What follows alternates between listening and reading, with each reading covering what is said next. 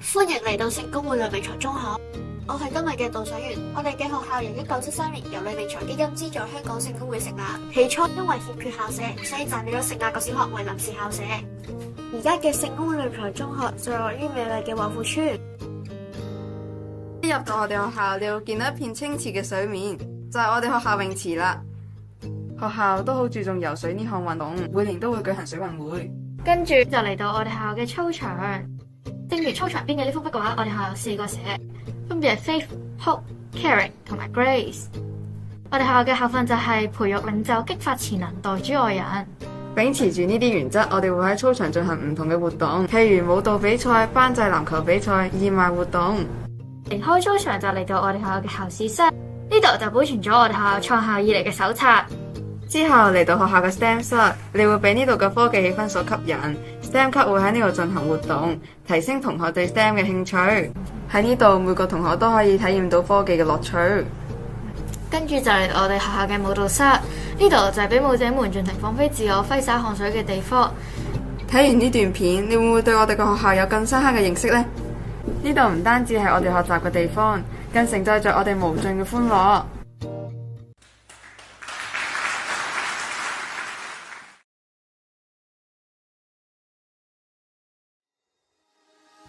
今日等我哋介紹一下母校。要介紹新亞中學，唔可以唔提新亞中學嘅歷史同埋新亞書院嘅密切關係。相信大家都有聽過當代著名嘅儒家學者錢穆教授同埋唐君毅教授。50年代嘅時候，憑住熱誠同埋理想南下香港，並創辦咗新亞書院，此次繼承新亞書院嘅辦學精神，培養學生成為堂堂正正嘅中國人。呢個鵝蛋形嘅石頭上面亦都刻上咗成名呢2個字，係見於中庸，亦都係我校嘅校訓。誠係注重學生嘅德性同埋行為，明係了解知識，咁樣訓練我哋為學做人同等重要。成名嘅石頭放喺錢穆先生嘅柳樹旁，除咗係一個紀念錢穆先生之外，亦都更充分體現出成名呢2個字嘅內在含義。2007年，當時嘅校監劉志輝先生與香港孔教學院院長湯恩佳先生關為新亞研究所嘅校董。湯先生以傳揚儒家思想作為己任。新亞圓亭係功能同埋美感所兼備嘅現代建築物。圓亭分為2層，上層係小講台同埋教室，而下層嘅方柱、圓柱同埋弧形石凳之間就係納涼嘅亭子。我校校園為3座式結構 ，A 座為第一期校舍 ，A 座與新亞研究所合併，設有教室、研究室，同學在此學習原理，建設魚菜共生系統，發揮實驗精神。A 座地標圖書館內設有書庫、閱讀室及辦公室。B 座而家主要為教室，更加發展為創新科技嘅空間，例如2樓有 IoT 智能空間嘅 iStudio。C 座係第3期嘅校舍。C 座落成之後，新亞開始有大禮堂，而家依然係我校最人氣鼎盛嘅地方。C 座更加有一啲特別嘅教室，例如設計與科技室、音樂室、視藝室、文化教育室、校園電視台等，俾同學發掘唔同嘅潛能。新亞中學嘅同學亦對此地充滿歸屬感，例如 STEAM 主題嘅打開米娜世界之門壁畫，成名藝廊嘅美術傳承壁畫，天光道外牆嘅薪火相傳壁畫，均係由新亞書院導師帶領同學親手繪製，正正體現出同學熱愛呢個地方，展現出濃濃嘅新亞情。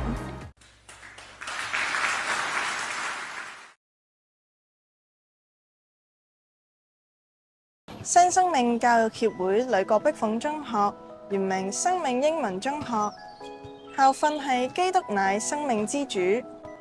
我哋學校都喺1969年由新生命教育協會建立，係一間為全港青少年提供基督教全人教育嘅男女中學。喺2004年，我哋學校都擴展升級，落成啟用，本年度都係我哋學校創建嘅第55週年。本校嘅辦學宗旨同使命係按照聖經真理施行全人教育，教導學生學習唔同嘅學科，培養佢哋良好嘅品格，注重教導學生明白聖經真理，接受基督為生命之主，建立正確價值觀，使學生喺靈、德、智、體、群、美各方面得到健全發展，成為新生命健康、明辨是非同負有責任感嘅公民。呂女中方舟智能圖書館嘅設計，除咗具時代感、清新優雅之外，更特別嘅係以校訓基督乃生命之主為主題。喺嘅設計唔單止配合學校發展方向，支援學生自主學習，仲可以增強學生對校園嘅歸屬感。本校積極實踐環境、社會及管治，即係 ESG 嘅理念。此外，藉住賽馬會綠建環評學校計劃嘅資助，並且獲得咗綠建環評既有學校嘅認證。為咗配合國家同政府嘅政策，我哋學校亦都開始咗發展數碼校園，利用科技監測課室環境狀況，提供理想學習空間。喺呢55年，我哋經歷咗一個又一個嘅美好時刻，希望可以喺神嘅帶領之下，幫助到同學喺信仰同埋知識嘅道路上面繼續成長啦。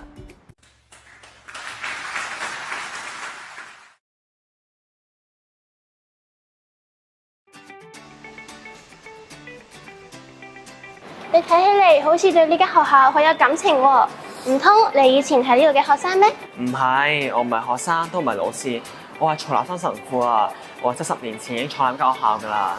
咁你一定好了解我哋學校嘅歷史啦，唔知可唔可以講一啲俾我哋聽呢？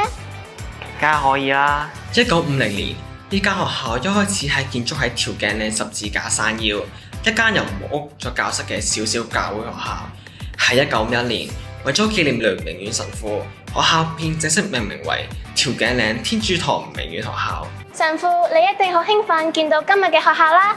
新校舍同以前真係好唔一樣㗎。不如今日由我哋帶你好好咁認識一下今日嘅天主教明遠中學啦。我哋學校有好多嘅多元化活動，例如銀樂隊。我哋今年唔單止參加咗好多嘅大型表演活動及社區服務，更加有 TVB 進行拍攝。仲有舞龍舞旗隊，今年更加去咗惠州參加舞動中國龍。我哋更加有晨跑計劃，鍛鍊同學嘅意志力。呢度咧就係我哋嘅校園電視台，喺呢度可以教學生拍片同埋剪片。呢度就係我哋嘅 STEM room，喺呢度學生就可以學 programming 同埋可以玩 RoboMaster。學校亦都多次獲得關愛校園嘅嘉許。我哋積極推行一生一服務同埋一生一體藝嘅計劃，俾學生有更多嘅機會發揮所長。今日我哋嘅學生都唔會忘記雷明遠神父全犧牲、真愛人、常喜樂嘅格言。有咁多優良嘅配備，我相信本校一定可以保持一個良好嘅教學素質，培養學生應有嘅品格同精神，繼續造就更加多人才。曹神父，你嘅願望一定會實現㗎。周博士，我好開心喺你嘅帶領之下，明遠可有更加好嘅發展，大家要繼續努力啊！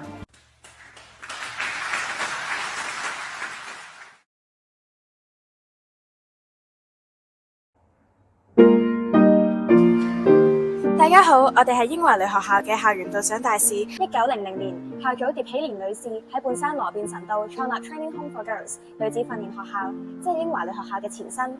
創校頭20年，英華只係寄宿學校，之後先至陸續開辦幼稚園、英文中學部同埋師訓班。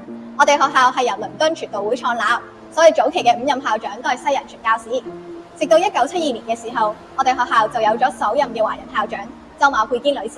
其實我哋學校首任嘅華人男校長就係現任嘅關校長啦。哇！呢道門好有歷史，好特別啊！點解呢？其實佢經歷咗5任校長嘅年代，係1953年嘅校舍低座木門。旁邊仲保留咗紅磚牆，圖書館入面更加係新舊交融，有新添置嘅設施，仲有舊校舍搬嚟嘅木書櫃同埋木台。我哋學校嘅禮堂同埋學校校名，呢條樓梯層層遞增，我哋會喺呢度食午餐、溫習同埋寫生。哇！竟然喺呢一座充滿現代感嘅校舍入面，見到呢座咁古色古香嘅建築物，時至今日，經過學校多年嘅準備同埋保育，就演變成校史館。大發現啊！我哋學校居然有2個校舍，除咗有頭先我哋行過嘅羅便臣道校舍之外，仲有而家我哋身處嘅卑利士道校舍。蘇州宴平紀念堂係一個標準表演場所，佢嘅舞台以橢圓形設計，拉近咗觀眾同舞台之間嘅距離。我哋學校嘅活動，例如係辯論比賽、話劇、音樂會等等，都喺度進行。我哋今日嘅導賞就嚟到呢度啦，希望大家都可以知多啲關於我哋英華女校嘅歷史保育同埋校園環境。希望有機會下次再為大家導賞啦，多謝，拜拜。